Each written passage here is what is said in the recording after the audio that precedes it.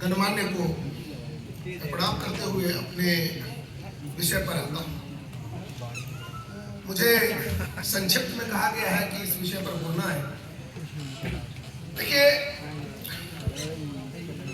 श्यामा प्रसाद मुखर्जी जी का जब भी नाम आता है तो हमारे बीच, हम सब लोगों के बीच में एक विषय आ जाता है कि जम्मू कश्मीर का जो कॉन्स्टिट्यूशनल इंटीग्रेशन था, उस विषय के बारे में हम सब जानते हैं कि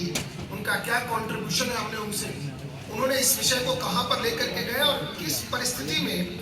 आज जो कंप्लीट कॉन्स्टिट्यूशनल इंटीग्रेशन है उसकी शुरुआत कहां से हुई। लेकिन मैं चाहता हूं कि भारत के आजादी के बाद जो उनका कंट्रीब्यूशन है उसके बारे में तो लोग बात करते हैं, मतलब 1947 के बाद, लेकिन उनका इतना ही बड़ा कंट्रीब्यूशन, क्योंकि अगर आप कहें कि देश में दो जो सबसे बड़ा काम है और दोनों में से अगर मुझे कोई कहे कि कौन सा कंट्रीब्यूशन ज्यादा इंपॉर्टेंट था तो मैं नहीं बता पाऊंगा,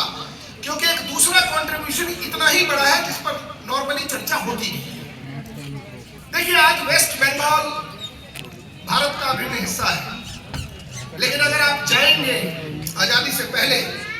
तो जो लोग देश बांटने की कोशिश कर रहे थे, उससे पहले 3 भागों में देश को विभक्त करना चाहते थे,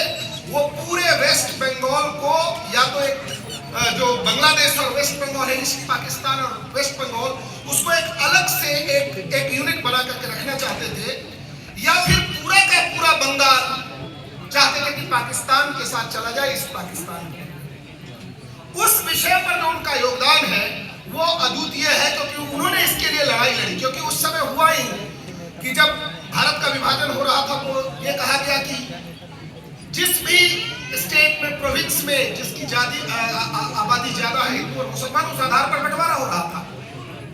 बंगाल में 55% मुसलमान थे और 45% हिंदू थे। इस परिस्थिति में